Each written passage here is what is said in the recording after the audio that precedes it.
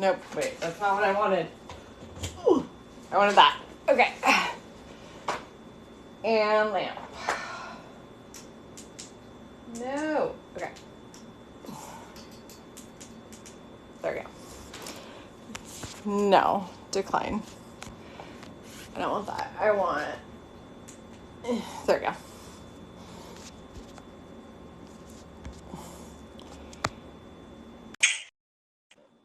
Okay, sorry.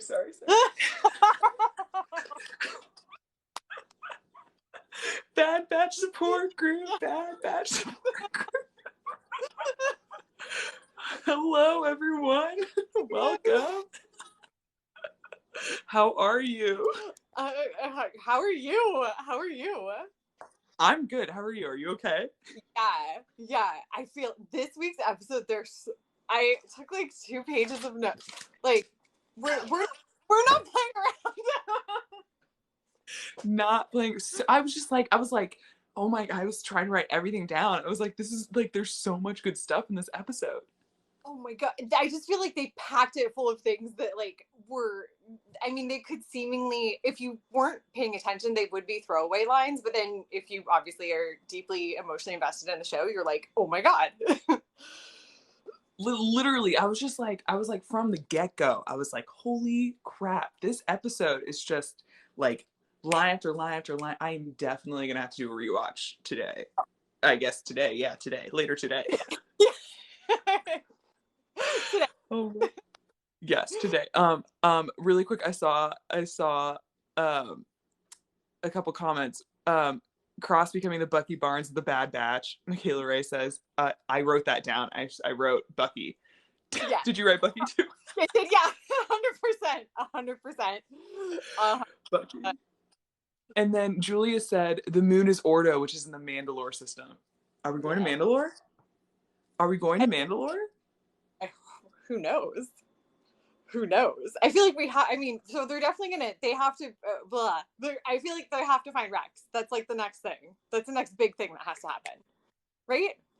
Yeah, because I was going to say, I was thinking,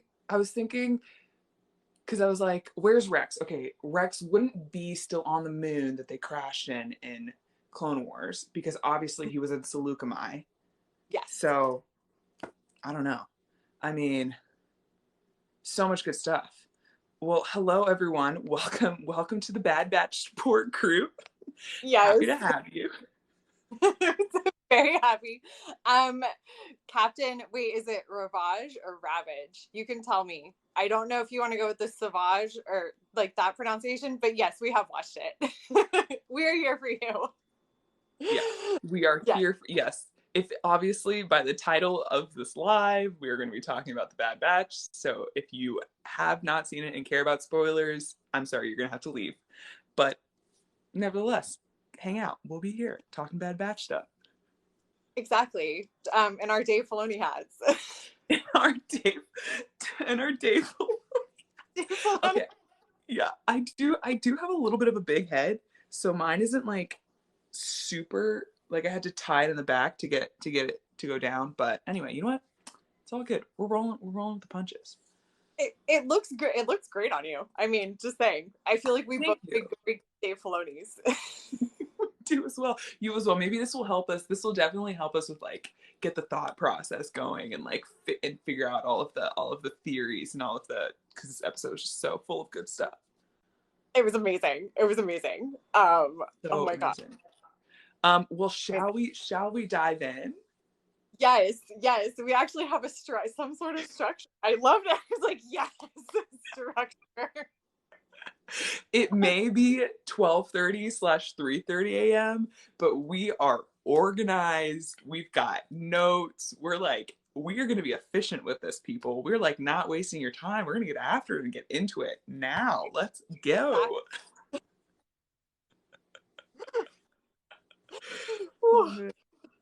Alrighty. What's first up on the agenda? Okay, so first of all, our theme of the week, or our question of the week, which actually ties in very well to the opening of this episode. You guys don't have to answer it now. You can think of it, but we'll ask it again. What fast food restaurant do you think that the Bad Batch would take Omega to first? Ooh. Throwing it out there. You can even put in like orders. You can say this is what they'd order. This is what you think she'd have. But where do you think they would take her first? I feel like the standard is always like McDonald's or Wendy's, you know. But I feel like they're not typical clones. No. So they would like, and if they want it to be her first experience with fast food, and so like, we got to take you somewhere special. Exactly. Commander Wolf says Five Guys over here. Ooh, Face Humor also says Five Guys. Nice. Michaela Rice says McDonald's and a Happy Meal. She's got to have a classic his meal. Yes, I do feel like that. She does. That fits too. Captain Ravage, please tell me if you wanted this Savaggio press pronunciation. McDonald's 10 nuggets with fries, and Wrecker has to finish the nuggets because Omega got full. I can just picture her being like, I can't eat anymore, and then Wrecker's like, I'll take it. It's fine. I'll eat it all. Finale says Chipotle. Hunter would want something with the semblance of healthy. You're not wrong. He's a good dad. He cares about nutrition. Yeah, he like definitely. He definitely doesn't let his batch eat crappy fast food all the time. He's definitely like, we gotta be healthy, folks, lads, as he calls them. Yeah, they would not like stop at any 7-Eleven. He would be like, no, we're gonna go get like actual food. Like this is not acceptable. 100%. Michaela Ray says In-N-Out. I was actually thinking maybe In-N-Out too. If he wants to do like a burger, and then he would order, and then I can't say Omega, and my mind's just Omega. Omega. Omega. I wish I could do her little accent, but I can't. I won't even try. But I feel like I'm like, would she get a burger or would she get a little grilled cheese? I don't know. Dude, I feel like that would be entirely dependent on whatever Hunter got, right? That's true. You're right. She's essentially just gonna get whatever Hunter gets. And like I was thinking if like Hunter ever got something like super massive and Omega would try to get it, he'd be like, no, you're not gonna like this. I'm gonna order you something else. She'd be like, I chose your meal. I want to be like you. Just like you. Oh God. My goodness. Hunter would go get a grilled. Yeah, Hunter would get a grilled ham and cheese. I could see that for sure. That tracks. Wrecker would definitely get like a triple with like triple meat and triple everything and like extra animal fries. Oh yes. Oh my God. No, Wrecker does not skimp on animal fries. No. Absolutely not. I feel like Tech is probably a protein style type dude.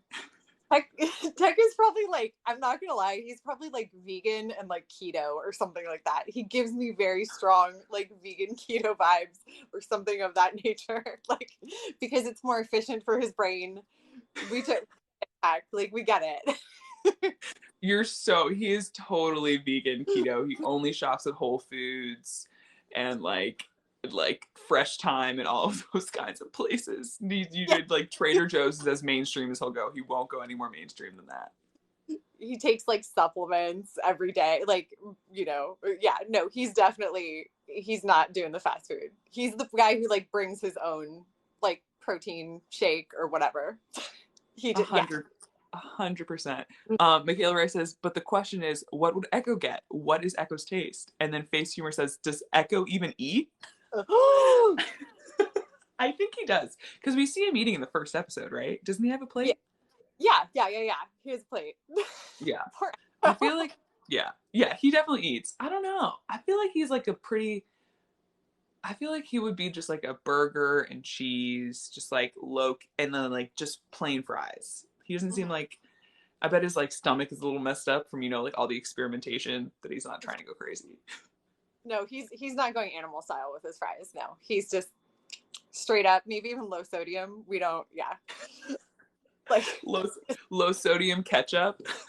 Low sodium ketchup, yes. Tech just looks at him in disgust at the idea of ketchup. Yeah, absolutely. Wrecker's trying to like get him to eat more like crap, and he's like, I can't. My stomach can't handle it, dude. No. Okay, so finale, Tech is my body's a temple guy, 100%. Commander Wolf, Echo goes for the In-N-Out vanilla milkshake, classic. You can't go wrong with the In-N-Out vanilla milkshake. And then Echo would eat the worst things on the menu because his taste doesn't work anymore. Oh, okay, that's. He's got the COVID no taste thing. He just doesn't care. He's like given up. He's like, I don't even just. Oh, that makes me so sad. I feel like that's like kind of true. Makes me so sad. Oh, poor Echo. Oh my god. Oh my god. Whew. Yeah, no. Oh man. Yeah, okay, Benali says Tech is lactose intolerant. You're probably not wrong. Like you're probably, but this is where, but he's also the kind of guy who, like, even before he knew he was lactose intolerant, he switched over to oat milk, and he will let you know that he wants oat milk with everything, and he will be extremely vocal about needing oat milk with everything because it is far healthier. 100%. And then you'll be like, yo, Tech, I got oat milk the other day because it's like supposed to be really good with you. And he'll be like, yeah, I thought everybody already knew that. It's like, exactly. Got it, cool. Great. He'd be like, what brand did you get? Exactly. He would like give you all of the like dietary information on that specific brand of your oat milk. Yes. Oh my god. Okay, so I honestly think Tech had one of the best lines in this episode. I'm not gonna lie. Which one? Which line? I wrote it down because I was laughing. Obviously, part of my notes because I was laughing so hard. As they're crashing, he's like, "It's not affecting life support. It's fine." Like, no, that's not how that works, dude. No. I was like, this is why you are the man I love. Like, yes. It's fine. It's not. It's fine. Oh, poor dude. Yeah, who was it? He said something else, and Echo was like, you couldn't have told us. Yeah, he was like, oh yeah, it's these kinds of creatures, and they like feed off of energy. And Echo's like, you couldn't have led with that, dude.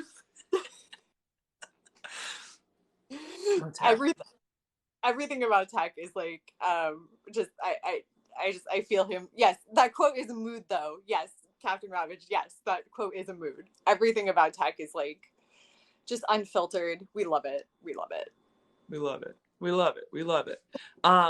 Well, if anybody, as we keep going, feel free to comment if you like think of any other foods and stuff like that. But we will continue with a weekly theme with weekly Bad Batch support group.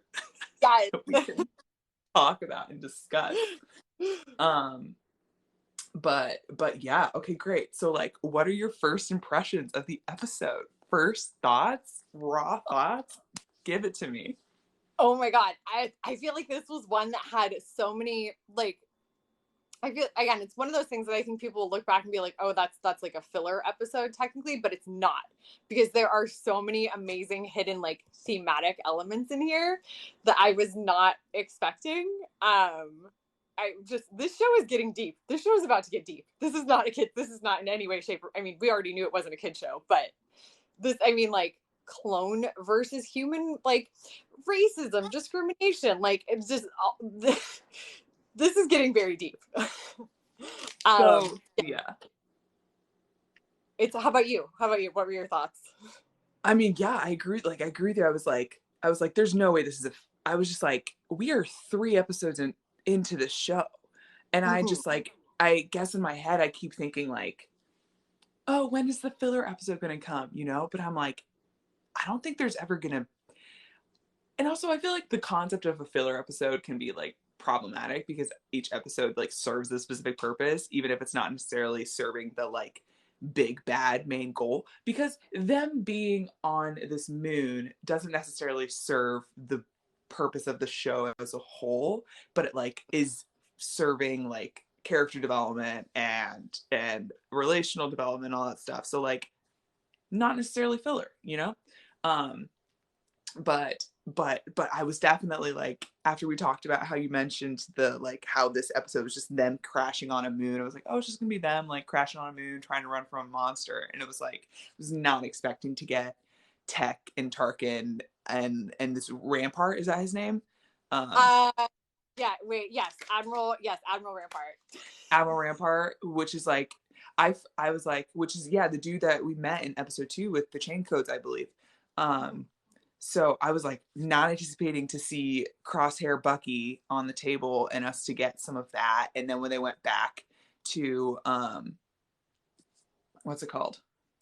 When they went back to Onderon and everything that happened on Onderon, I was just like, there are so many great like little one-liners in this episode that I'm just like, my brain was like and just freaking out about, and we can like absolutely dive into all of those little things. But I was just like, it's great, it's so good, the show is so good. It just shows us that like whatever we think are, because I feel like in Clone Wars and even sometimes in Rebels, like there were the filler episodes that really were truly like, there were some plot advancements, but there weren't like deep like thematic like deep questions, you know, or like this kind of level of, I guess, discourse that like ran through an episode. This is the yeah, this show's about to get very deep, we can tell. This is completely different and it's amazing. 100%. And we know, for anyone out there, Beth and I love our politics. We love our Star Wars politics. And there were a lot of like wonderful little Star Wars politics moments in this episode, and I'm here for it. Yes. Oh wait, we have some first thoughts over here. Omega being a cute child and Crosshair being cold-hearted yet feeling alone. Finale, Wrecker's headache was stressing me out. I have thoughts about that. I'm sure Camilla does too. We've lots of thoughts about that. Sad but happy that the granny and kids weren't there this time. This is the yeah. Any first thoughts on your end? Yeah. Julia is giving us some great Mandalore info. Mandalore system brain worms, despite the fact that so much is happening here. Our first official war crime. Ooh, yeah. I used to think that in Rebels, and then it blew my mind. I knew it blew my mind away. Character development is just important as plot, my dudes. 100%. Oh no, I accidentally typed something. I've been thinking the last few days about how their relationship works with Crosshair. We're going to see his place in the squad more. Yeah, when Omega brought that like box out and they were all just silent, I was like, it's Crosshairs, which makes me wonder, you know how we see her little weapon in the trailer, and I'm like, is that a Crosshair weapon that she takes on? Like, is she going to step kind of into the shoes of what Crosshair was to the team in a way? Maybe. I mean, she's a bow. It's plausible. It's absolutely plausible. Yeah. 100%. Michaela, drink when a character commits a war crime. Oh man, I think that's going to be happening a lot in this. I was like, after when they went and like, and they killed the unalived the people, I was like, they're just not like, they're just diving right into this mature content with this kid show. Again, we talked about this like last week about how many kids are actually watching The Bad Batch versus like adults like us. It's definitely no one under the age of like, I don't, oh God, how do you explain that to a child? You're like, just don't look. Don't look. Literally. And was it, because you obviously heard the blaster fire, but didn't you kind of also hear that flamethrower? Or am I losing my mind? No, literally. Okay, so yes, favorite cosplayers here. So Margarita Prime. Please go follow Margarita, hi. Yes. So she literally said all caps, the flamethrower. Yeah, I was like, I listened, I was like, and I think it was the soldier that they were zooming in on who was doing the flamethrower thing, and I was like, are they really lighting these people on fire? They were really they were really lighting them on fire. Yeah, like this show, if the only way that they could get away with this being a kid show is the fact that they didn't put people screaming into it. I was waiting for people to start screaming. If you cut away, it doesn't happen. It's fine. Exactly. It's like in Clone Wars when they do that wonderful. It's very stylistically not beautiful, but very nice when Maul chops what's his face's Vizsla's head off, you know, and you don't see it. Yeah. It's like, and you like, they like do that, they like zoom into Bo's face, and I'm like, that's visually beautiful, but like that's how they get away with it. Yeah. Like, it's for the kids. Oh exactly Kid Sidious, I'm processing the sadness, the cuteness. There's a lot to unpack. Also, I'm living for the Filoni hats, I must say. Thank you. Yes, thank you. Tip of the hat. Well, should we like dive into some of our notes? I like circled things, I starred things. I'm sure there's just so much to unpack in this episode. Yeah, we took notes if you guys didn't see earlier. Okay, wait, okay, how do I pronounce this? Okay. Zyl. We will talk about this. Why is nobody talking about Ursa Wren being there? We will talk. I didn't catch that. That was Ursa? I thought that was her. Is that not her? I thought that was her too. One of the soldiers? Yeah. I'm gonna pull this up. Give me 1 second. Oh, Zil. Okay, I'll go by Zil. Disney Plus. I was like, here, I'm not gonna pronounce it. I honestly thought that was her. I should have had the subtitles on because it might have said. It might have said. Hold on. It did. It looked a lot like her though. Which, oh my gosh, I missed that. I was just like humans, or I guess they're all humans, but like non-clones. Humans, not humans. They're all humans, Camilla. That's not okay. That's kind of being problematic. Wait, I can actually, I wonder if it'll have it in the credits. Hang on. Oh, perfect. Look it up in the credits. Yes, great. Kid Sidious. Okay, I wasn't sure if it was Ursa or for a second thought it Fennec, but I don't think it was Fennec. I wasn't wearing my glasses. I don't think it was Fennec. Mm-hmm. I don't think Fennec would be. I'm trying to remember because she's not. Yeah, based on our info we learned about her in The Mandalorian, I don't believe she was ever a soldier for the Empire, right? Or did she just was she a contractor for the Empire? I don't remember. Oh, sorry, Ursa? Fennec. Oh, Fennec. No, I think she was a contractor. Yeah, I don't think she was. Okay, so the names are like in German. It's not Ursa. They're but I honestly think it could be, in all honesty. I'm gonna see if I can find her picture. Where is not okay, here we go.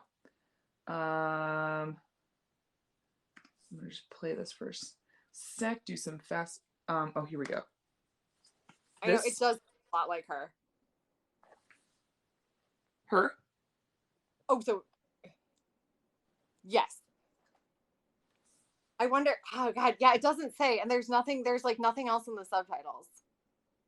Julia says she was a super commando, wasn't she, Ursa? Ashley says Fennec is listed on the IMDb page.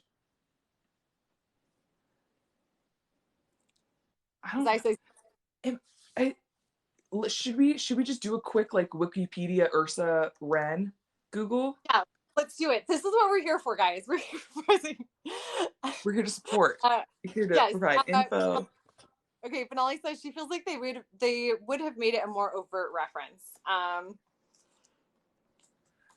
Okay, so it says that once Maul was successfully captured, Mandalore was under occupied by the Empire. Sabine attended Imperial Academy. Wren fled the academy, however, bringing shame upon her family.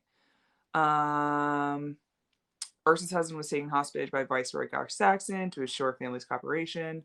Son Tristan was forced to join Imperial Super Commandos.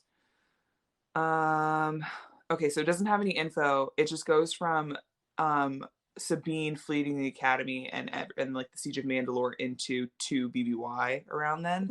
So at least it doesn't have that. But I mean, I feel like would that make sense?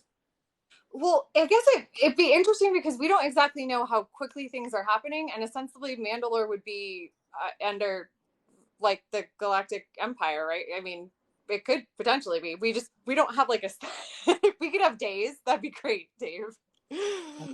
I need like days. Yeah, I don't know. Okay, so here's her picture.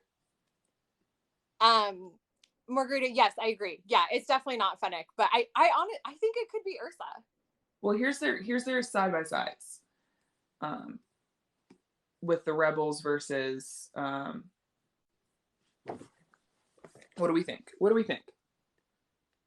I'm saying yes. I'm voting yes. Yeah. Can we compare Ursa's model from the last season of Clone Wars? We can. That's a better. Yeah. Okay. We can. Where is she? Oh, I just had this up.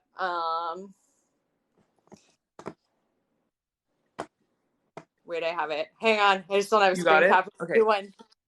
Pull it. Show it. I like totally missed. I think. Wait. Yeah. I think it is her. I think it is her. Yeah. And that would make sense because Sabine was part of the Imperial Academy, so they. I mean, maybe at that point the Empire was like, well, it's time to start getting people in. I mean, because obviously Mandalorians are notorious warriors as well, and if they're talking about we are creating this our new empire, which they said again. I wrote it down, and I went in my head. I went, your new empire.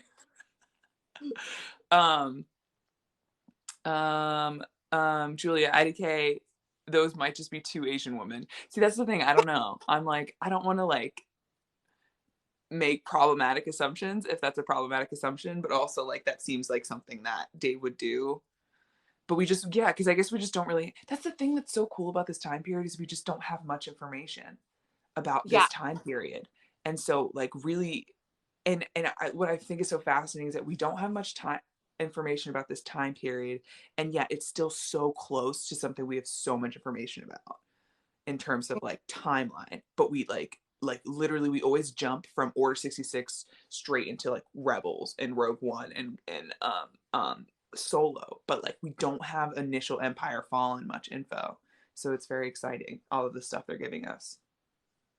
Absolutely. I really wish they would give us days. I wish they would be like 4 days since Order 66. Like it could just go, like maybe that's how they could start measuring things.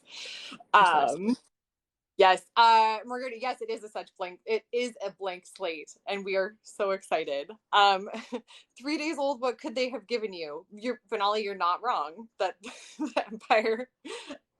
I mean, it didn't seem like they were giving out health insurance. It just seemed like they were doing chain codes. I don't know if that's included, but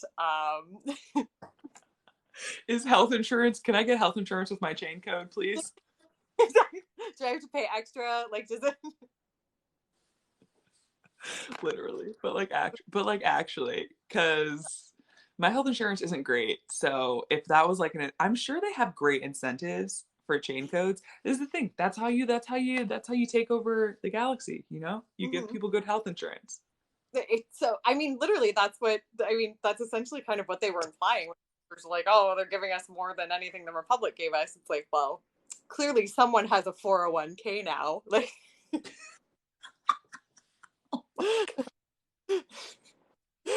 snaps to that 100%. Base Humor says, I can't sleep after that episode. My anxiety is too high. Well, that is what we are here for, to be a safe space for you to come and debrief after episodes of The Bad Batch, which are proving to be anxiety driven and stressful and very adorable all at the same time. Yes. Oh my god. So many feelings. Okay, I'm trying to pull this up side by side of Ursa. I have the one of Ursa from the Clone Wars, but I'm having browser issues pulling this up side by side because I'm like, we're getting there. Okay. We're getting there. It's all good. Why Art Because says the episode felt slightly filler-like, but it was still adorable. So we talked about this a little bit earlier about how filler episodes don't that there really never is an actual filler episode, because even though an episode may not serve the greater arc of the entire season. It's always doing something and always serving something. And so like this episode was doing a lot of like heavy lifting in terms of character development and setting up. And like we get a lot, it feels like we get a ton of setup in this episode, which is just like is delicious. I'm so excited for it. It was just like Beth and I both took a lot of notes. We did. It was We great. did. Okay, wait. Do side by side. Come here. No, don't. Okay. Wait. Okay, we're gonna. Honestly, think it's her. Do you think it's her? I think so. Okay, wait. Let me get rid of the fic. I'm like, oh, there's more.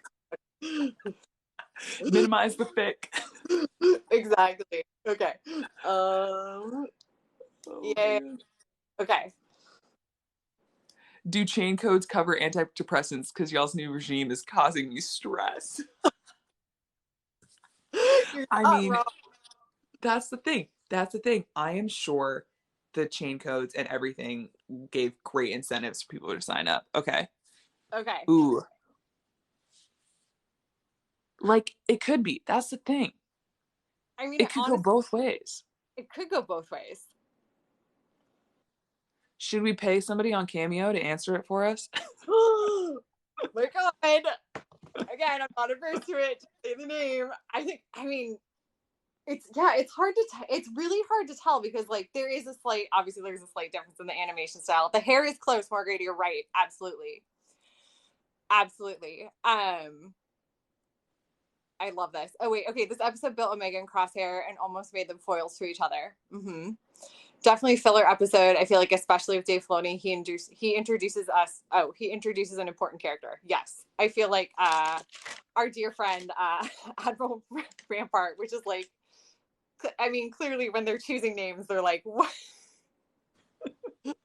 chaotic name would we like to give this individual?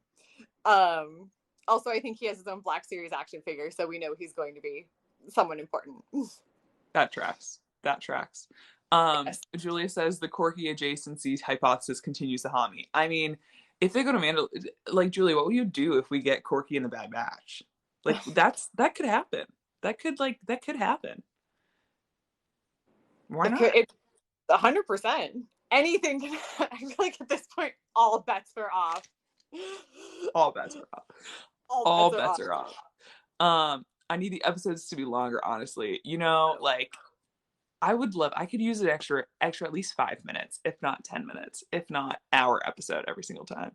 I'm okay with not rushing things, honestly. Yes, agreed. I have to keep reminding myself that like, okay, so what, we have 3 down, so we've got 12 more to go.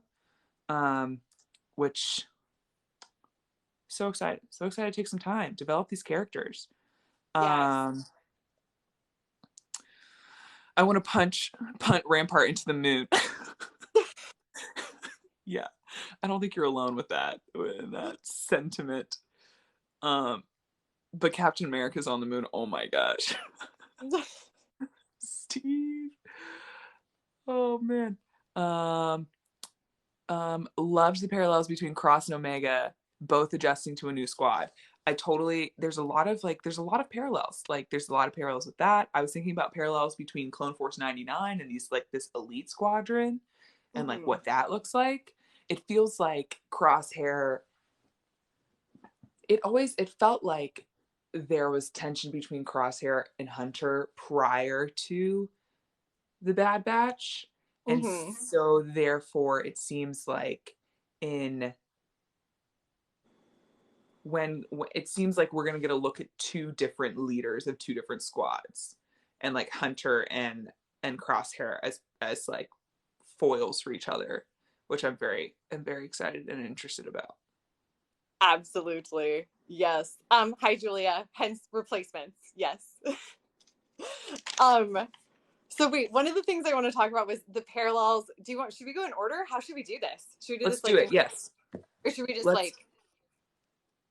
Yeah, you wanna list something and then I'll list something and we'll just go back and forth, bounce back and forth. Yeah, let's do it. So one thing I thought was, okay, so I have obviously there are lots of notes here. Okay, so because we were just talking about like Crosshair, Omega, Hunter dynamic. So good soldiers follow orders. I don't know. Did you see that parallel? Because Omega is like, I completed the mission. Like, I was completed the, like, she's following orders. She's technically being a clone trooper, essentially. She's being a good soldier. And then at the same time, Crosshair is saying good soldiers follow orders. I was like, that is brilliant right there. I thought that was such a good parallel. Even though, again, Dave Filoni just hides everything. He hides everything. And it's brilliant. And I love it. So I'm curious to see, like, I mean, I don't know if that'll mean anything, but who knows? I just thought that was a good parallel. It's like, yeah, I clocked that too. I wrote down good soldiers follow orders. What's the definition of a good soldier? Because we constantly hear like good soldiers follow orders, you know, but that's the argument. And I made a video about this a little bit ago about how in the Clone Wars, the theme of the Clone Wars TV show is the idea of good soldiers following orders, and how like the clones weren't the only soldiers. Like Jedi were soldiers, the senators in a sense were kind of like soldiers, and they all followed Palpatine's orders, which thus led to the Empire. And so it's like, it's very interesting to me because it seems like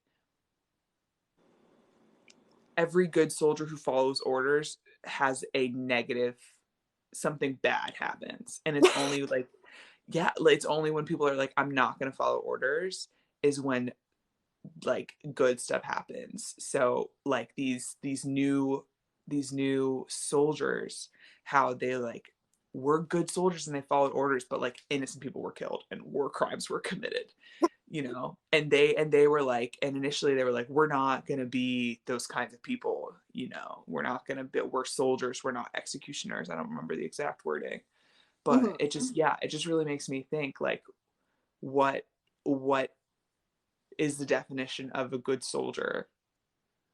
Is it following orders even if those orders are corrupted, or is it like, are the best soldiers the ones who know when to not follow orders? I think that's a moral question. I think that's where which I think is like kind of, there's a big heart of Star Wars, you know, as far as following orders, like i.e. Vader unaliving Luke at, you know, Palpatine, or vice versa. They're both trying to unalive each other on the second Death Star, and Palpatine's like, yes, do this. Vader's supposed to be the soldier, he doesn't follow orders, but it's a moral decision, even though Palps is like giving him direct orders. But I mean, we see that in all sorts of other instances as well. But yeah, I think it definitely, that's like a question of morality. And I think the definition of a good soldier ostensibly is changing right now, obviously, in the time frame. Which is very, it's, oh God, it's just gonna be so good. Oh my gosh, I'm sorry, I have comments to catch up on. Wait, what is this? My Disney Plus didn't say the episode title, just said episode 3, and that gave me anxiety. Mood. Stressed. Mood. I'm wondering where there's nothing showing the political side of this. Like, they only showed the societal repercussions, not the political ones. I think there is, I have a feeling there's going to be a politics episode. Can't wait. I want to be in the Senate, just like the entire episode. Same. I want Daddy Bale. I'm not gonna lie. He needs to get in here and save the day. Benali says Star Wars continues to be anti-authority. Morgan says that because they know the second we get Bail Organa, we're gonna explode with joy. Not wrong. Julia says, Camilla, it's too late for these deep questions. I'm sorry, that's my brain is just like, let's ask the deepest questions that we don't have the mental capacity to answer at this moment. But hopefully you'll find an answer in your dreams. That's what I'm here to do. No, maybe it'll come to you in your dreams. Exactly. Oh my God. Okay, here we go. Oh, hello, Margarita, welcome. Saying hello over here. Crosshair and Hunter leveled each other out, I think. Yes. It's interesting to see like what that dynamic is without the two of them. The parallel of the one guy asking Crosshair what's so good about clones. Yeah. I really liked that. I was like shocked when they killed that dude right away, because it felt like he was in a challenge. Challenge Crosshair, but Crosshair was like, nah, you're gone, dude. To when Cross asked Rex if you're so good. Oh, the parallel. Okay, the parallel from that to when Crosshair asked Rex if you're so good, why do you need us in the Clone Wars? Yes. Okay, great. Seeing those two comments, that's a great parallel. Ashley says Omega just completed the mission without violence. That's a great. Our pacifist girl. Do you know who'd be proud of her? Do you know who'd be proud of her? Oh, except she's not alive. She's unalived. But Julia, I feel like Satine would be very proud of our pacifist girl right now. You said pacifist, and I was like, oh yeah, and then I was like, oh Yeah. shoot. Oopsie. Michaela says, yeah. Michaela says, good soldier, I think, is relative to who is the most in charge. For sure. There's also the huge theme of free will in both shows. Yeah, free will we're definitely getting into some free will stuff. We're not droids, we're not programmed. Yeah, for sure. 100%. No, like this is all. That's the thing. Like this episode was just so full. I really need to. I'm definitely gonna have to rewatch it later today because it's already Friday. Yes. 100%. No, I like. Yeah, I thought a lot about like the parallels with that and the parallels with like the soldiers with Clone Force 99. I also really thought I really liked the line of that main soldier and how he says like the Empire's doing more for me than the Republic ever did. I thought was just like such a fantastic line because I feel like when we like all first watched Star Wars, you know, and the movies specifically, we're all because there's only you only have so much time in the movies to really get into some of these big questions. Um, and so you watch the movies and you're like, yeah, duh, Empire bad, Jedi Republic good, sad that they fell apart. But you never investigate like we never get a chance to really investigate the people that make up the galaxy and how they really believe, which is why I really liked that line because it's like I'm sure there are a ton of people in the galaxy who are like, yeah, thank goodness the Empire is here. There's going to be no more war. We don't have to deal with the separatists. We don't have our tax dollars aren't going to making more clones or the Jedi Order. Like we don't have to deal with the Jedi anymore. Like it's it's it's it's it's like in my mind it's like really a scary picture of how Palpatine like really primed the galaxy to be ready for the Empire and like bring the Empire in with open arms and be like thankful that the Empire is here. And it's like that's what's so genius about so evilly genius about Palpatine and the Empire is that like there are people that support it and would still support it even after it falls. Yeah. You've read Lost Stars, right? No, not yet. Oh, I was I gonna know. the big thematic element in Lost Stars when they're like, oh, the Empire's coming, stability. Yeah. I don't know if Yes. Julia's commenting yet or if she's typing. Julie, if you're typing, I'm sorry. I know you keep asking me when I'm going to read it. I have like, I'm going through the canon challenge and I'm on Tarkin right now.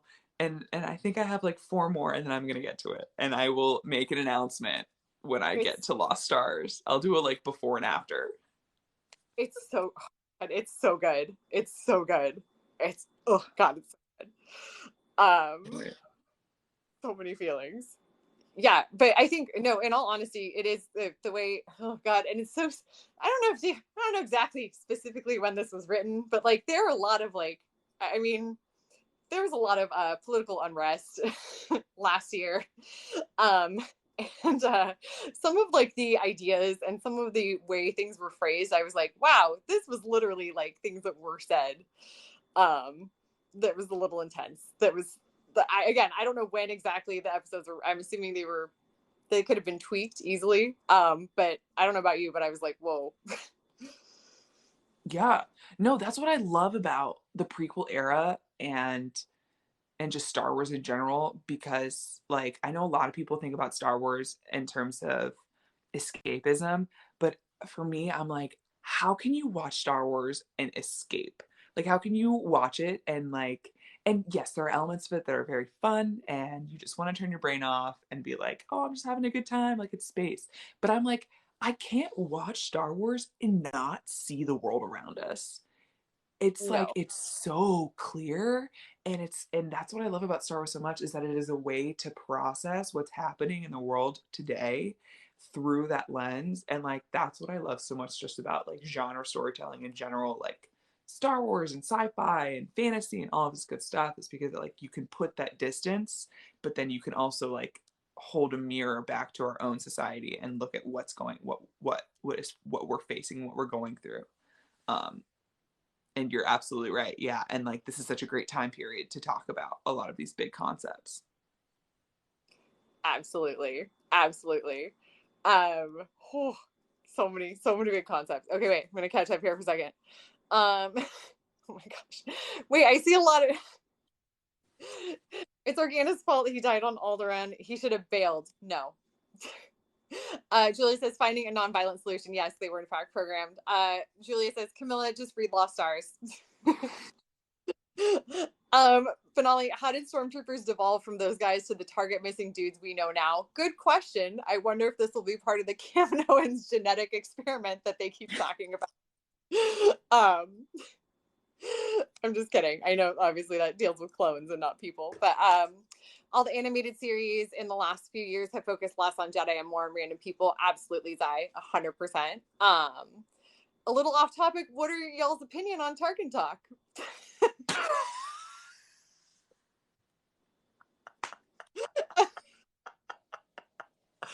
Oh my gosh. I'm a casual observer of Target Talk. I don't have anything negative to say. I think it's hilarious that it exists, and I just gleefully laugh as it scrolls across my For You page, but I'm not a Tarkin Talk. I don't contribute to Tarkin Talk. I just enjoy it as an observer. Yes, I consume. I'm a consumer of Tarkin Talk. Consumer of Target Talk. There are content creators of Target Talk, and then there are consumers, and we are consumers of Target Talk. And we appreciate it. We appreciate. I've never seen such like a level of creativity around a very specific. I mean, it's like almost like Tumblr levels of creative. But I mean, history repeats itself. It's just a wheel. And like poetry, it rhymes. So I'm like, oh boy. But no, it's beautiful. I think it's amazing. It really is incredible. So amazing. It's So Target Talk is a wild place. It really is a wild place. Um, yeah. Wait. You brought up like experimenting, and so I wanted to ask a twofold question. Who do yes. you think is the clone that they will try to get to experiment on, that like Nalase was talking about? And second, do we think Nalase is actually on the side of Clone Force 99? Because the way that she was talking about, like, we need a clone to experiment on, makes me wonder, makes me question. Because, like, obviously we see her helping the Bad Batch escape, but her Mm-hmm. saying that, like, we need, and I need to watch it again, but it's like, I don't know where I stand with Nalase anymore. I think the Kaminoans are on the side of the Kaminoans. Period. One of all because they're the character design. They always look sus, and I can't ever tell like when they're being. Oh, hi Sage, thanks for popping in. Okay, wait. Julia's heading out, but she loves us and is here for this. Have a good night, Julia. Bye, Julia. They, yeah, just the Kaminoans. I feel like are 100% out for the Kaminoans, and I feel like that was evidenced in the fact when they were like the clones are Kaminoan property. Yeah. Like, yeah, you're right. They do not. They 100% are not on anyone's side. They are on the side of themselves, which is interesting. Like, yeah, the whole idea of again clones being property is something that I find fascinating. But yeah, I don't know. I feel like it has to be a new character. Like, it can't be someone. I mean, unless they're gonna like. I don't know if they have like a zombie fives or something that they're gonna bring back. I just thought of, you said zombie vibes, and I was like, what's another like clone that's like kind of defective? And I was like, 99? Are they gonna bring 99 back? Zai, I think in all, yeah, Zai, Star Killer, yes. I mean, in all honesty, they're setting it up. They're setting up this show to tie into pretty much every form of media. pretty much every form of media, period. Star Killer, 100%. That would track. Yeah. Does that mean we get to go to Kashyyyk? Does that mean we get to see Gunji? These are the big Gunji. No, this is not Wookiee Wednesday. I will not usurp this and turn this into Wookiee Wednesday. Sorry. If you want Wookiee feels, join us for Wookiee Wednesday. But I'll stay on track. We won't talk about Kashyyyk right now. Benali says she thinks they're talking about Omega when they're talking about the experimental clone. That's what I was thinking too, because that would make sense to me, because like in episode 1, when Omega is like, when Echo's waking up and Omega's like, I don't like to be hooked up to the machines either. So it seems like to me, that's also makes me think that Nalase isn't as good as we thought she was, because Omega's her medical assistant, but like how much of a medical assistant is she? And is she more of like I created you and now I can experiment on you? Omega is a medical assistant, not in terms of like assisting a doctor, but an assistant in terms of assisting Nalase's research. Which would make me not happy at all. No, definitely no. Not at all. I mean, and that absolutely would make sense too, obviously, because Omega has like a little bit of each piece of the, of the Bad Batch. Please don't like turn her evil. This is the whole. This is where I get anxiety. Omega has a chip? I don't think so, because she's too aware of them. Like, I would think. Yeah. Or, I mean, maybe she has one that maybe it's like a completely different type, or maybe they've like figured out how to manipulate them on a genetic level to where they don't need a chip with her. I feel like she's a total wild card. I feel like anything could happen with that child. 100%. Should we talk about the elephant in the chat that I'm sure is happening in your chat and also is happening in my chat in terms of chips? Yes. Yeah. What is the elephant happening in your chat? Do we think Wrecker has a concussion, or do we think Wrecker's chip is malfunctioning? Okay, so I thought about this. Or do we think it was his excuse to go build Omega a fort? That would be so much of a nicer reason. This is what I would like to believe. I feel like that's too nice of a reason. That's a very nice sentiment, but I think that we need more pain in the show. So, and I also don't know. Wrecker he doesn't come off as selfish to me. He comes off as a little unaware. Like when he was like, I want all the food. And Hunter's like, we have a child we have to feed. And Wrecker's like, oh, you're right. Like, I don't know if he would be like, oh, let me fake, because it seems like he would want to go out there to go like beat up a monster because he loves to, I'm gonna wreck it. So I think he just like took advantage of his time, but I feel like his chip is I think his chip is activating or is like doing something, because Crosshair also was doing that too. Do you think it's going to be like a 1-by-1 thing? Like, are they all going to slowly? I could see it happening. I could totally see that happening. Right? Benali says, we won't know until Wrecker is face to face with the Jedi. I think that's true, because we wouldn't, I mean, is there an end to Order 66? Like, does it ever, like, once all the Jedi are over, are they? I mean, that's the thing, but like Crosshair's not facing any Jedi right now, and obviously he's following orders. But they're like enhancing him medically still. That's true. Yeah, I don't know. I like don't know how the chips, because we've only ever seen the chips in terms of Order 66. We've never seen the chips like really outside of Order 66. It feels like they would use the chips for more than just Order 66. I don't know. I don't know if like I don't know if they're able to like control Wrecker from a distance or something, or if like his chip activates and they like get a signal, which is me just theorizing back on Camino, and they're like, oh, we can now track down like maybe his chip activates and then they can track down Wrecker, because it seems like they're like all in a probably all in like I don't know if they all in a system or something. I don't know. I feel like we don't have all the lore information yet, or maybe we do and I just don't know it. Yeah. Oh, hey, Grabber Mock. Hey, from Seattle. Hey, how's it going? Hello. Oh wait, Zai says, okay, wait. Okay, hang on. I like this idea. So Zai says, because we don't know what they did with the body of that Jedi, assuming the Jedi on Camino who was unalived. And then the Kaminoans were talking genetics. Question mark. Mm-hmm. That could be something. Yeah, that's true. That's true. I was like waiting for when Nalase was talking about like at first I thought she was talking about like a Jedi and she was gonna like point to a Jedi, and like I thought she was like by a cell, but then like she looked out the window and it was the Bad Batch's table, and I was like, oh, okay, never mind. But yeah. Cassidius, I will fist fight Dave Filoni in a Chili's parking lot if Wrecker's chip gets activated.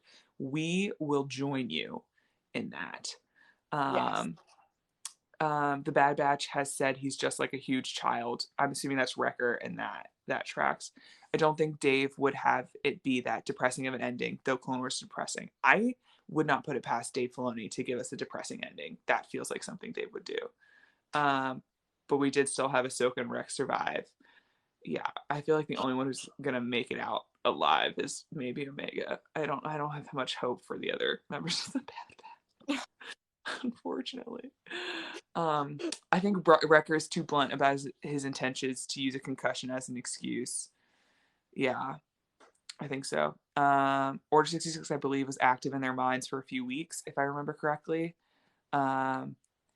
Yeah, I don't know. I don't know what like the lore is between how long Order 66 exists. I'm gonna write that down to like Look up timeline. Just I need dates. We need solid dates. This would help us a lot. We need solid dates. Yeah, that's all I need dates for that. I need dates for the Siege of Mandalore. I just need dates. We just need some evidence. Finale says, that means we make it to see another Jedi. Is it time to... Is it simping for Quinlan time again? Yes, it's always simping for Quinlan time. Finale, always. Always simping for Quinlan time. 100%. We are always simping for Quinlan Voss. Yes. I do like that theory that their like chips slowly get activated. That is making me think of a movie, but I don't remember what movie it's making me think of. But yeah, but like obviously, yeah, like when Tech was like, I'm trying to figure out this device so I can test us and our chips, when he says that at the beginning, and then like you see Wrecker doing this holding his head the entire episode, I think his chip is malfunctioning. Yeah. I mean, we know they have them, which is I don't want it to be a one by one. I have fears. I don't. We've had so much happen in 3 episodes. We don't need this to happen. We don't need bad things. Yeah. Oh God. I feel really bad for Crosshair. I'm not gonna lie. Like at first, I mean, I feel like at the beginning, you're kind of like, oh, he's a horrible person or a horrible clone, I guess, however you like to look at it. But this episode, I was like, oh, I actually really feel for you. Like you can tell he is straight up not having a good time, and it is Bucky Barnes, as you said. Crosshair is Bucky Barnes. So quick question for you. To what extent do you think it was Crosshair, and to what extent do you think it wasn't Crosshair? Like with throughout his entire everything we've seen in the Bad Batch so far, like to what extent did he have control, and doesn't he have control? What are your thoughts? A good question. That's such a good question. I think he was already kind of the most aloof and independent. Trying to think of like a nice way to reframe this. Of the batch, but I get what you're saying. Yeah, you know what I'm saying. But I think it's when you have a personality that lends itself to that kind of behavior, and then it's in him, I think it's like there's a duality. There's a sense of duality there. But I think you can definitely, I mean, you can tell he feels bad about like betraying. There's some sort of feeling that is still there. And I think that goes back to the whole like thing that Hunter said, like, we don't leave any of our kind behind. And I think that also ties in with how quickly they're like, yeah, child, you can come on this crazy mission on this planet with an alien with us. That's fine. Come on. You're a clone too. It's cool. Yeah. That was so cute. That was just. Hunter is definitely like, I applaud Hunter because I feel like all the dads in Star Wars are very like, no, like I like controlling their children and not letting them like not trusting them initially. Like you see that a lot with Anakin and Ahsoka, how he's like this is the thing. I feel like Anakin obviously his attachment issues. It feels like Hunter has learned how to deal with any attachment issues, which probably comes from like actually being a soldier, Mm-hmm. that like probably comes with the territory of leading a team and being a soldier. But he's very trusting of Omega pretty quickly, and I really appreciate that, because just like the whole back and forth of like, no, you have to trust me, no, like you're a kid, like that I feel like is very typical. And so I appreciate that we're just skipping that and just getting straight into like, I trust you, go, you're part of the team, done said, wash hands, here we go. Mm-hmm. This begs the question, is Hunter the perfect Jedi then? Because there's been so much discourse about who is the perfect Jedi. It's like, well, wait, has actually Hunter? Like, Hunter's a perfect Jedi. That's the consensus. That is the consensus. Oh wait, is if I'm like, wait, I can't see who's like still in the chat at times. Wait, I'm catching up. Okay, so I don't know if Margaret, if you're still here, can you please cosplay Jedi Hunter, please? Just throwing it out there. Just gonna throw that out there. Throwing it. Yeah. Benali, has Padme's funeral happened already? Also, I would like to check in on paternity leave bail. I would like to definitely check in on paternity leave bail. For sure. And I would not like to see the first thing there. I think that have we not had enough pain? I'm just kidding. I love it. I love it. We definitely haven't had enough pain. I feel like Padme's funeral definitely has happened, and I do believe Bale is probably on paternity leave, having a good time with Brea and little Leia. Wouldn't you love if we got like a Bale and then like an accidental, like, I would also love some Brea organic content. Like, could we get our queen, like our literal queen in there? That would be fantastic if we went to Alderaan and hung out with Brea. 100%. I would, yes, 100%. Also, like, if we can, I just want like a little bit of like Galen and Jin. Like, can we get both? Like, I mean, if this is going to be like a show about dads, like, let's just bring them all in. Yeah, it's very like, we could totally see Galen pop into this for sure. 100%. Yes. Oh, why not? That was the thing I wanted to bring up. Project War Mantle.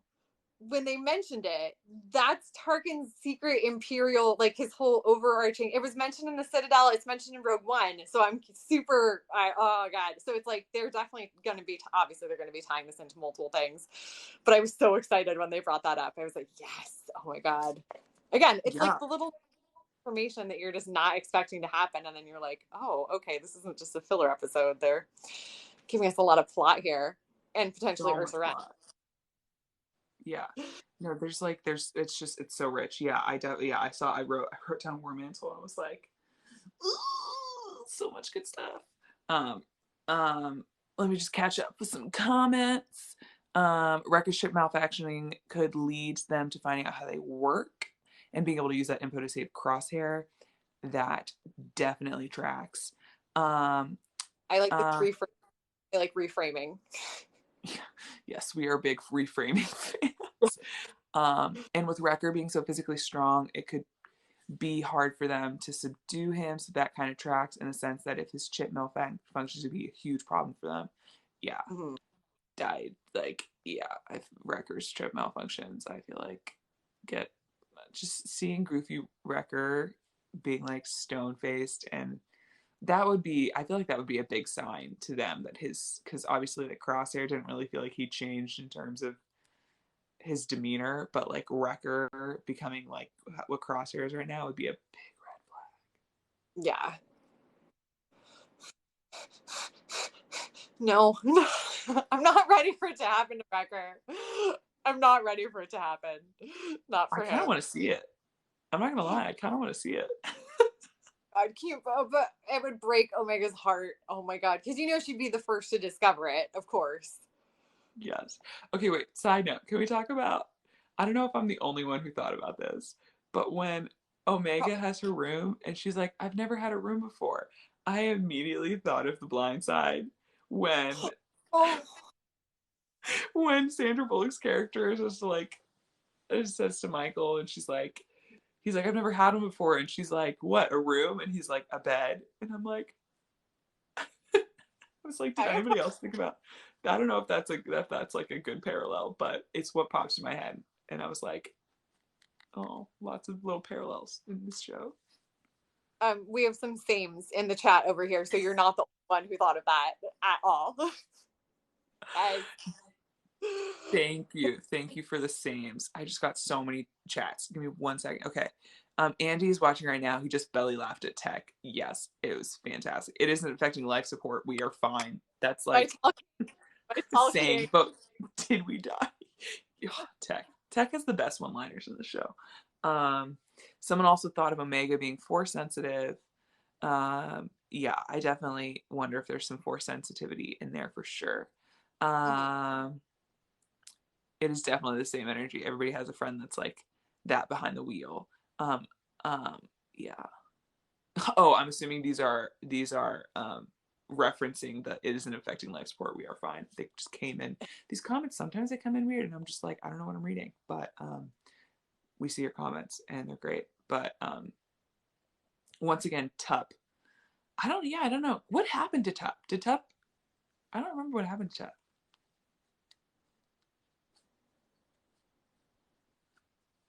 No, I think it's because it's like it's very late. He just goes to like the medical, right? Don't they take him to like a medical bay or whatever?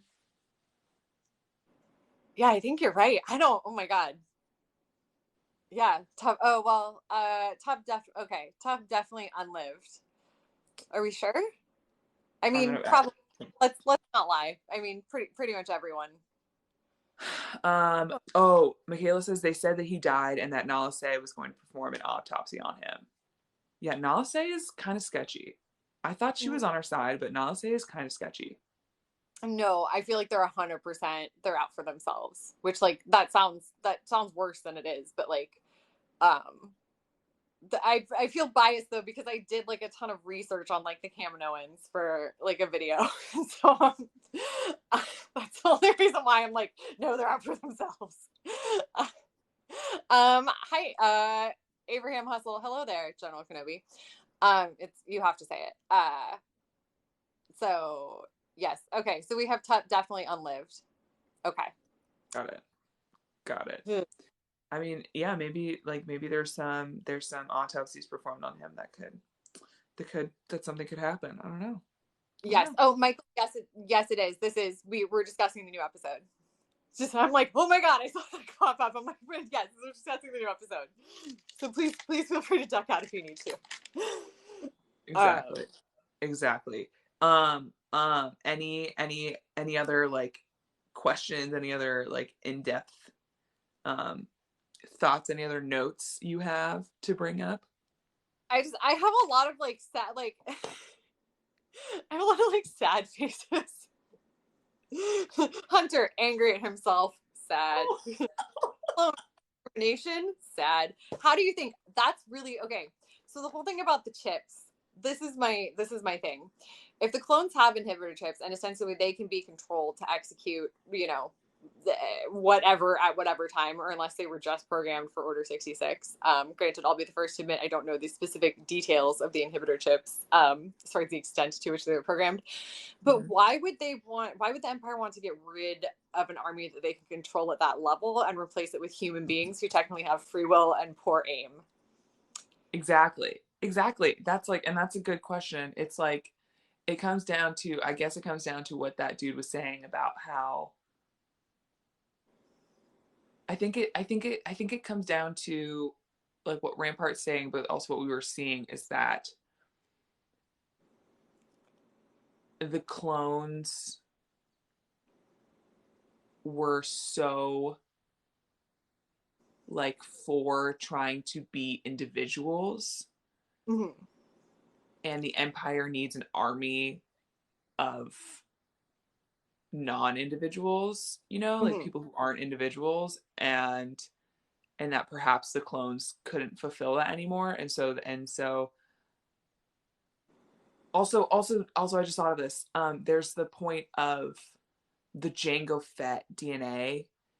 They're Yeah. stretching it too much, where they like can't be producing clones as efficient as they used to be, and so it's like the clone program is like not going to be as efficient as it was, but then it could be a good time then to like find people like that dude who was like, the Empire is actually going to take care of me, um and to find people who are actually loyal to the Empire and not just doing it because they were programmed to do it, but like doing it because they want to do it.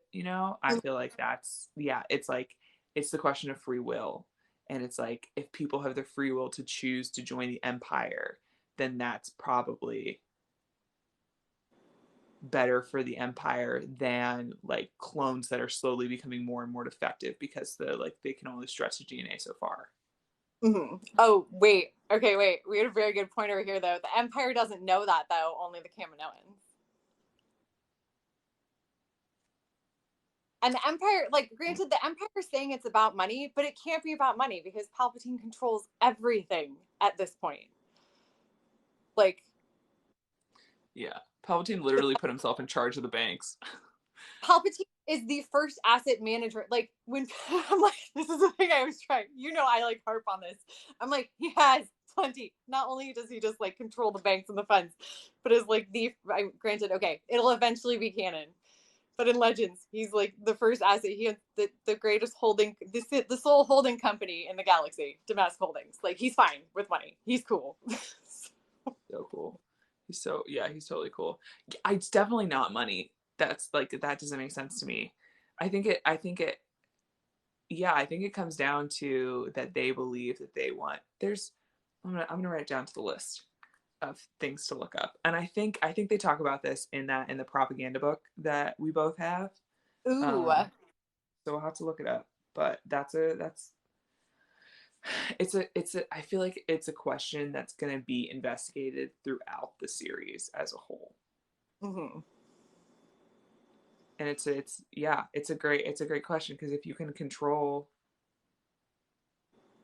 feels like the Emperor, but that's the thing, like the clones, the humans didn't, they're all humans, Camilla, the the soldiers, the non-clone soldiers hesitated for a sec, but then carried out the orders that the Bad Batch couldn't, of killing the citizens. And so there's something to mine there. Yeah. But did they only do that because of fear? Because Crosshair was like, I have no problem with taking these are just some very, I just love it. I just love these kind of questions. Yeah, and that's the thing. Like, do the clones not experience that kind of fear that like the soldiers do? I don't know. I mean, like, I know on a genetic level they were modified to like be more I don't know about fear though. There isn't any lore, I think, as far as the specific genetic modifications as far as fear. It's just more behavioral stuff, at least from what I was able to find. Benali, do they Tarkin at all? I love your use of at all. Thank you. To target at all know that clones like Rex defected from Order 66. Maybe between clones defecting and Clone Force 99, the Empire's like, nah, we don't want it. I think the Empire's definitely like, this could be a liability. 100%. 100%. Yeah. Yeah, I think it's like a liability. It's this idea of loyalty. It's this idea. I think it's this idea of like they can use the propaganda of building a military full of the people of the galaxy, and then therefore that's a way to keep controlling the galaxy. Is like, you serve in our military, like you're a part of our team. Like you think about like those propaganda pictures that we see that's like, enlist in the military, join us, you know, you're keeping the galaxy safe. And it's like feeding into that collective mindset. It makes me think of, have you read the High Republic books? I've read the first one. I haven't gotten to the other ones yet, but they're here. Yeah. So you know, so the chancellor's "We are all the Republic." Like I Mm-hmm. feel like there's a "We are all the Empire" sentiment during the Yes. Empire, and so it's like if we can get these people on board with our mission and want to enlist in the army and become stormtroopers, you know, then that'll help keep the empire running because everybody feels like they're doing their part and they don't feel like they're just leaving their lives in the hands of just these random clones. But that's just Yeah. a thought. No, that makes total sense. And I feel like, especially if there's been like such a lack of agency for such a Mm-hmm. long time. You're watching, like, obviously you're watching a clone army, a droid army, and then the Jedi, but there isn't really an opportunity for the average individual to have any sort of agency in the war that was occurring for a very significant portion of time.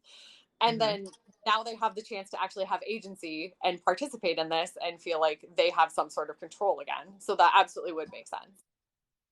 100%. Yeah. Yeah, It's definitely not a money thing because they got it's all the not. money. They have so much money. Literally, like, money doesn't exist anymore. They just got rid of credits. Like, they're fine. You're so right. You're so They're, right. Yeah, correct. they can say it's money all they want, but we know what's really going on. We know what's Uh, really we know what's really going on. You're right. You're right. yeah, Yeah. Well, should we do final theories for next week and final thoughts?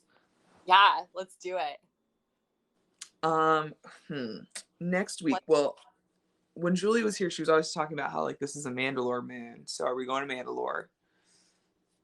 good question. We don't have any time. Oh, all right. It's been fun, but Sleepy's taking over. Same time next week. Yeah, same time next week. We'll be here. We shall be here. Thank you for stopping by. Yeah, that's a good question. So I feel like if we're in the Mandalore sector, we have to go to Mandalore. It's Dave Filoni's show. We're going to Mandalore. Like, Yeah. maybe not directly to Mandalore, maybe indirectly to Mandalore, but we're going there at some point. Yeah. What do you think? Yeah, I'm feeling like Mandalore. I'm really because I'm pushing the pain narrative, and I would love to see Wrecker's Chip engage and see what that looks like. I'm sorry, I feel like everybody's gonna be like, "No, stop! What are you saying?"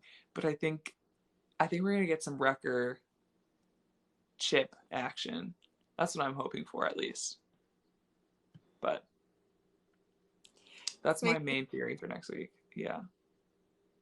this makes me so sad. I was so hoping that we would run into Rex, but I'm like, I know it's probably too early. But also, we know that there's Zygeria coming up, and I'm so excited because I have such a thing. That's like one of my favorite arcs, and I want. I don't know how exactly that's going to happen, but that has to be soon because they only, like, for the footage, they only use what, like, the first like 6 episodes or something of a season. Really? Yeah, yeah, because this episode didn't really have any footage from the trailer, It right? only had, yeah, that's it. But there's a So lot of Zygeria in the trailer, and I'm like so ready for it. yeah, yes, totally. And like obviously we need the Fennec. I need Fennec and the taxi, that like whole taxi thing that's in the trailer. Yeah. Yeah. Yeah, I I want feel like Bo. I know Bo Yeah, will pop up. that definitely fits. I feel like we're like getting all of the info that was in the trailer for like the first 6 episodes, or like 6 or 7 episodes, and then they release like a second half of the season trailer for the rest of the. That like feels like a marketing strategy. Yes. Yeah, they have to do like a fall, they have like how the TV spots or the ads or something like that. And then they'll be like in the final conclusion of the pat. Exactly. Exactly. Andy says this was a good episode. Crosshair is mean. Yeah, but like to what extent is he mean, and to what extent is it actually Crosshair? That's the You know. thing. Because Crosshair, I mean, we talked about this. Like Crosshair was kind of like not a nice dude before his chip, and so it's like it's hard to tell what is and isn't Crosshair. It was very smart of like the team to choose Crosshair as the person to become Bucky, um, because like he's very ambiguous, so you just don't know whose side he's on. Period, or at least, yeah. I don't know if that's the right wording, but you know what I'm saying. Totally. Totally, totally. Totally. Okay, do we think that he'll like this is okay. My personal hope for Crosshair is that he is going to at some point regain control, but then like keep playing this role of being like doing a little double agent action, just because that's the kind of I'm like, this is what I would love. Like, let's get some more angst there. Why not? I see Why it. not? A little callous. Yeah. I love Cal. Oh God, that man. Yeah. Dude, Yeah. like Callus for sure is probably going to show up in the Bad Batch, right? I hope. Oh my God, yeah, because he would be. Oh, what if he's in the academy? Oh my God, he has to be in the academy. Yeah. How old is Callus at this point? I don't know. This would be right. He would be. Wait, let's find out.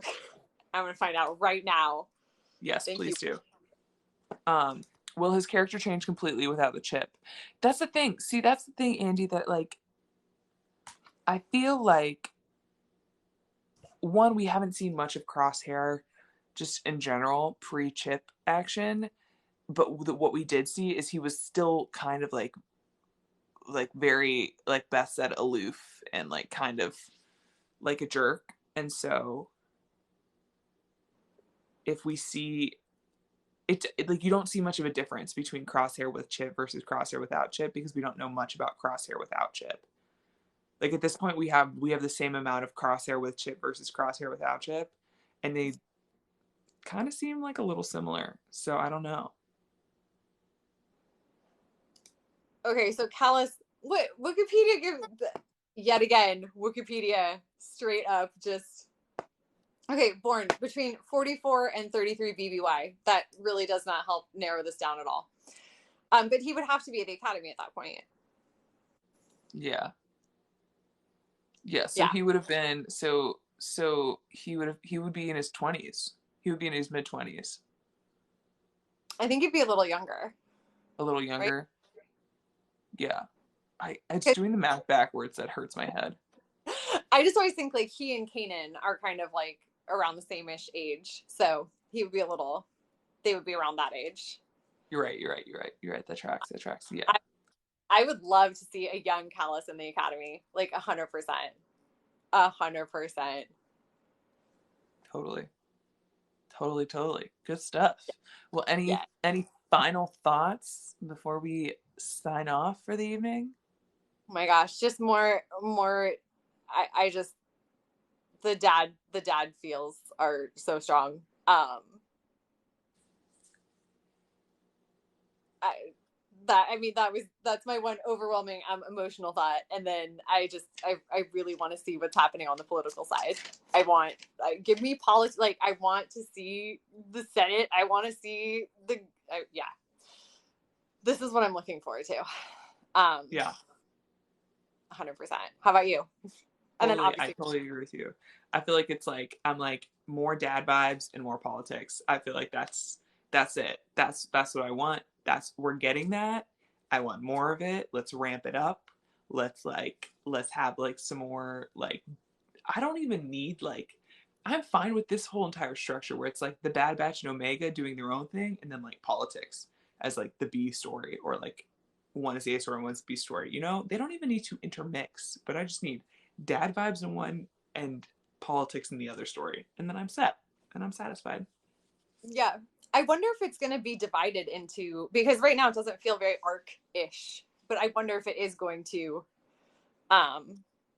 divide. It's going to feel a little bit more, again, when we'll be able to look back and see if they're yeah. Billy, I feel like we're on FaceTime. Love it. All I need is a matching black hat. Get a Filoni hat. 100%. Get a Filoni hat. Julian, is that a goblin behind you? No, it's just my reflection, and or it's Chopper.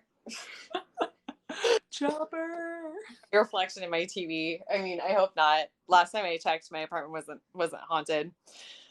Moa, my pronouns are she, her. You can call me whatever though. I don't care. It's A-okay. Thank you for asking though. Yeah.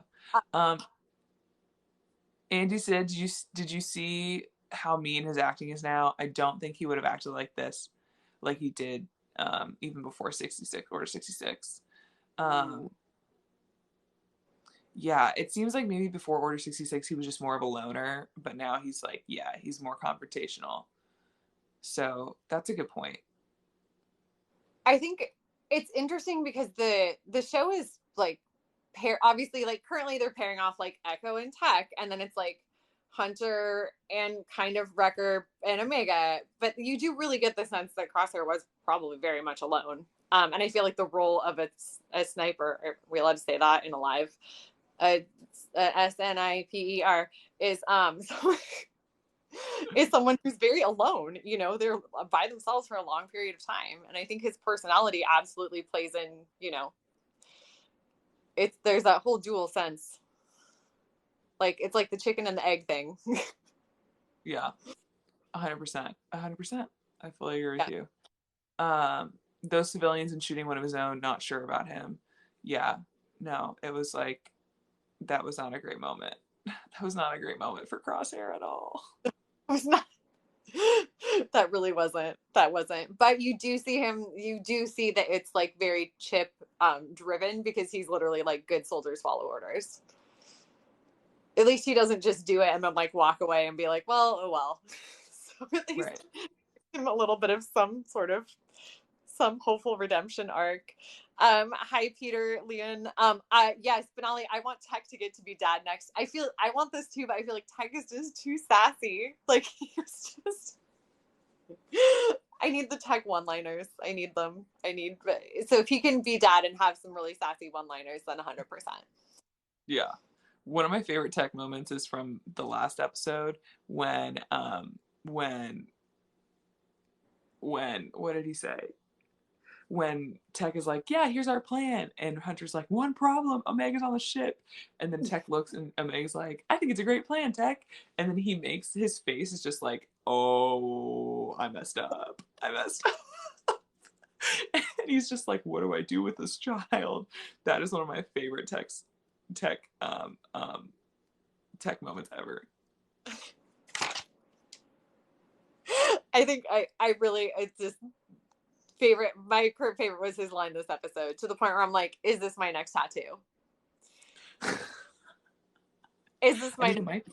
It's not expecting life support. You'll be fine. We'll be fine.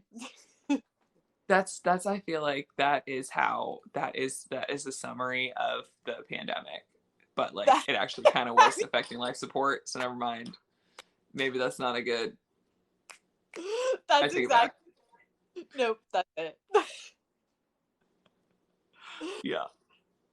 100%. Yeah, 100%. Good stuff. Someone has to teach Omega how to quip. Absolutely, Benali. Yes. Tech is going to teach her sass. Yeah, she's, oh gosh, I love that child. She's so perfect, and I just, she's so sweet, and oh gosh, I would do anything for Omega. I know. Yeah. But did we die Star Wars edition, Andy? Precisely. But did we die? No, we didn't die. So everything's fine. It's all fine. Everything's fine. It's all fine. Oh man. Well, this has been fantastic. I am loving Bad Batch support group, and I'm like so excited for all our future. Like, we're gonna be doing this all summer long. I'm so excited. Oh, it's gonna be amazing. So good. So good. We're gonna look back and we're gonna be like, wow, remember when we theorized that and that did happen and that didn't happen? But tell your friends, everyone. If you're still here, thanks for hanging out. Tell all your friends. We'll be here next Friday, 12:30 a.m. Pacific time, 3:30 a.m. Eastern time. Unless I was also thinking, like, what if the episodes changed length? Then